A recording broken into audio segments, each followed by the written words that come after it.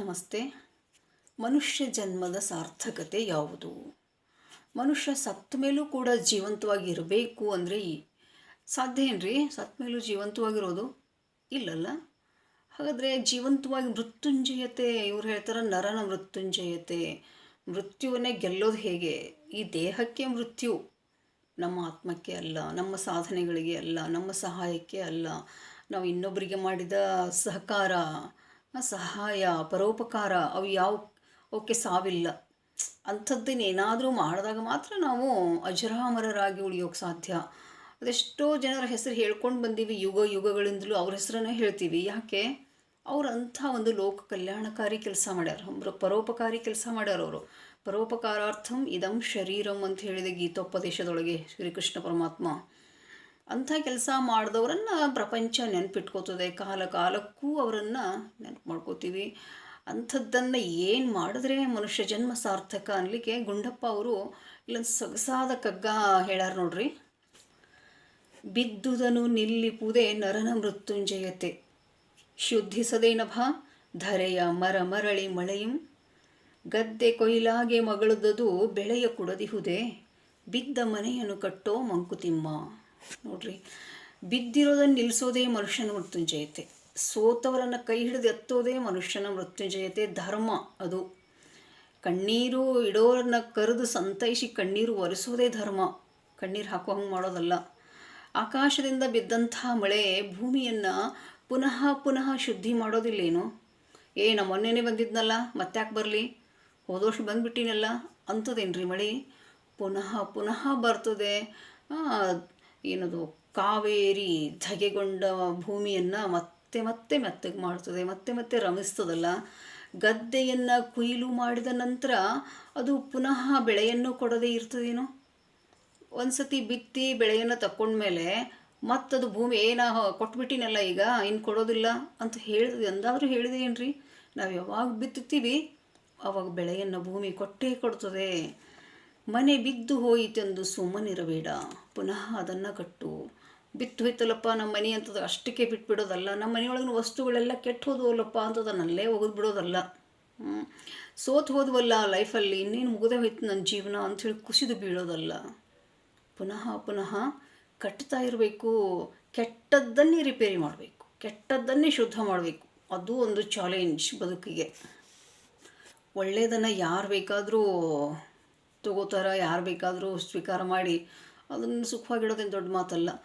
ಯಾವಾಗ ಸೋತು ನಿಂತವರು, ಕೆಟ್ಟು ನಿಂತವರು, ಏನೇನೋ ನಮೂನೆಯ ವೇದನೆ ಶೋಧನೆಗೆ ಒಳಗಾದವರು, ಸಂಕಟ ಪಡ್ತಾ ಇರೋರು, ಕಷ್ಟ ನಷ್ಟಗಳಿಗೆ ಈಡಾದವರು ಇದ್ದಾರೆ ನಮ್ಮ ಸುತ್ತಮುತ್ತ.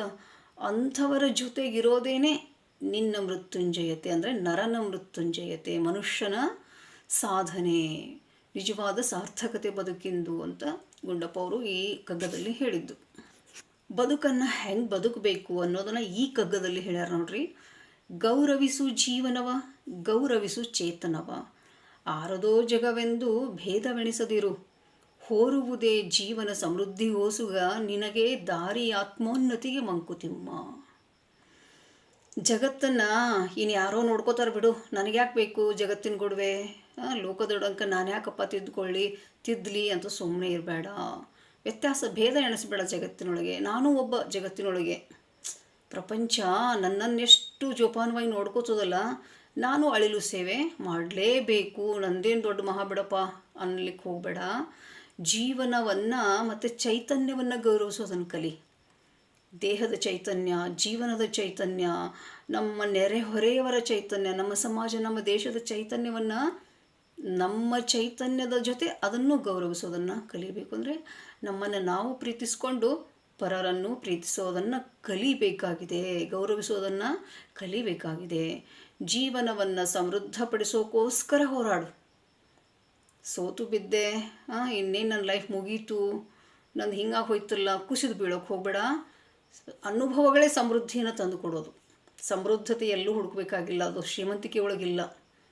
ಅನುಭವಗಳು ಎಷ್ಟು ದಕ್ಕಿಸ್ಕೋತೀವಲ್ಲ, ಎಂಥದ್ದೇ ಇರಲಿ, ಸಿಹಿ ಕಹಿ ಎಲ್ಲ ಅನುಭವಗಳಿಂದಲೇ ಸಮೃದ್ಧತೆ ಮನುಷ್ಯಗೆ ಬರೋದು. ಯಾವಾಗ ಅನುಭವಗಳಿಂದ ಮಾಗಿ ನಿಲ್ತೀವಲ್ಲ ಆವಾಗ ಅದು ಆತ್ಮೋನ್ನತಿಗೆ ದಾರಿ. ನಾವು ಆತ್ಮೋನ್ನತಿ ಮಾಡ್ಕೋಬೇಕಂತಂದರೆ ಪ್ರತಿಯೊಂದನ್ನು ಸ್ವೀಕಾರ ಮಾಡಬೇಕು. ಬಂದದ್ದೆಲ್ಲವನ್ನು ಏನು ಬರ್ತದೆ ಬರಲಿ, ಅದನ್ನು ಸ್ವೀಕಾರ ಮಾಡಿ ಶಾಂತ ಚಿತ್ತವಾಗಿ ಸಮಾಧಾನವಾಗಿ ಇರೋದನ್ನು ಕಲಿಬೇಕು. ಆವಾಗ ಆತ್ಮೋನ್ನತಿ ಸಾಧ್ಯ ಅಂತ ಈ ಕಗ್ಗದಲ್ಲಿ ಹೇಳಿ. ನಾವು ದೇವರ ಸೇವೆ ಮಾಡ್ತೀವಿ ಅಂತ ಹೇಳಿ 108 ಕಲ್ಲು ದೇವರುಗಳನ್ನು ಪೂಜೆ ಮಾಡ್ಕೋತ ಹೋಗೋದನ್ನು ನಾವು ಮಾಡ್ತೀವಿ, ಎಲ್ಲರೂ ಮಾಡ್ಕೋತ ಹೋಗ್ತಿರ್ತೀವಿ. ಆದರೆ ಈಶ್ವರ ಸೇವೆ ಅಂದರೆ ನಿಜವಾಗ್ಲೂ ಏನು ಅನ್ನೋದನ್ನು ಈ ಕಗ್ಗದೊಳಗೆ ಏನು ಹೇಳ್ಯಾರ ನೋಡ್ರಿ ಇವರು. ಜೀವನೋದ್ಯಮವೆಲ್ಲ ತೋಟದ ಉದ್ಯೋಗವೇನು, ಭಾವ ಬುದ್ಧಿಗಳ ಕೃಷಿಯಿಂದೊಗೆವ ಫಲದಿಂ ತೀವುತಿರೆ ನಗೆ ಹೊಳಪು ಮೊಗದಳಂ ಜಗದಿ ಸೇವೆಯದು ಬೊಮ್ಮಂಗೆ ಮಂಕುತಿಮ್ಮ. ಜೀವನದ ಉದ್ಯೋಗವನ್ನು ತೋಟದ ಕೆಲಸ ಅಂತ ಭಾವಿಸು. ಜೀವನದೊಳಗೆ ಹೊಟ್ಟೆಪಾಡಿಗೋಸ್ಕರ ಏನೋ ಮಾಡ್ತಿರ್ತೀವಿ. ನಮ್ಮದೇ ಸ್ವಂತ ತೋಟದಲ್ಲಿ ನಾವು ಕೆಲಸ ಮಾಡಿದಾಗ ಎಷ್ಟು ಖುಷಿ ಪಡ್ತೀವಲ್ಲ, ಆ ರೀತಿಯಾಗಿ ಭಾವಿಸಿ ನೀನು ಕೆಲಸ ಮಾಡು. ಭಾವನೆ ಮತ್ತು ಬುದ್ಧಿಗಳ ಕೃಷಿಯಿಂದ ಬರುವಂತಹ ಫಲ ನಮಗೆ ನಗೆ ಮತ್ತು ಹೊಳಪನ್ನು ತಂದುಕೊಡ್ತದೆ.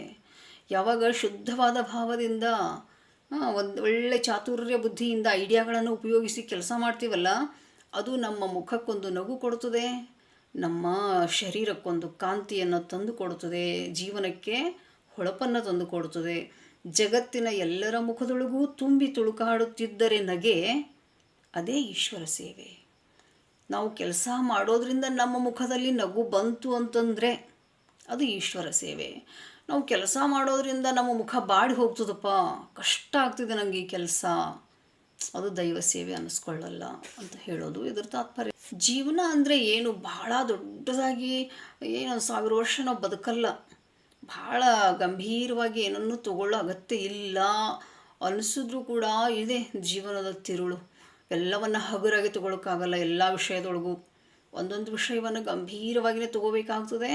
ಕೆಲವಷ್ಟನ್ನು ಇನ್ನೊಬ್ಬರಿಗೆ ನೋವಾಗದಂಥ ವಿಷಯಗಳನ್ನು, ತೊಂದರೆಯಾಗದಂಥ ವಿಷಯಗಳನ್ನು, ಹಿಂಸೆ ಆಗದಂಥ ವಿಷಯಗಳನ್ನು ಹಗುರವಾಗಿ ತಗೊಳ್ಳೋಣ. ಅವರಿಗೆ ನೋವು ಕೊಟ್ಟು ಹಿಂಸೆ ಕೊಟ್ಟು ಇನ್ನೊಬ್ಬರು ಜೀವನ ಹಾಳು ಮಾಡಿ ಲೈಟಾಗಿ ತೊಗೋಬೇಕು, ಯಾವುದನ್ನು ಗಂಭೀರವಾಗಿ ತೊಗೋಬಾರ್ದು ಅಂದರೆ ಆಗಲಿಕ್ಕಿಲ್ಲ.